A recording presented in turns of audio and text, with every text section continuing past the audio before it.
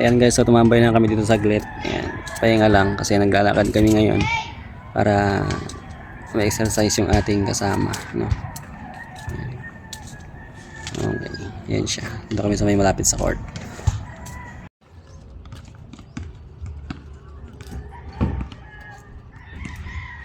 Ayan guys, so naglalakad kami kasi ito medyo manas ng konti yung mga paa niya. Siguro walang exercise to, sabi nung iba kasi.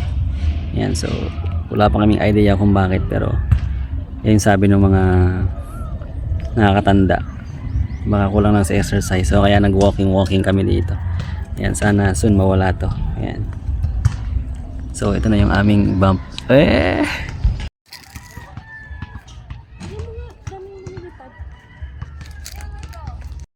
Ayan, so sana normal lang, no, kasi syempre baby natin yan, diba? So comment nga kayo dyan guys kung normal lang itong mga ganitong nangyayari pagkabuntis. Okay, guys, akyat na kami, alis na tayo, uwi na kami guys. Yan, uwi na kami. Yan,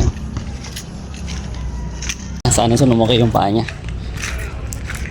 para all goods.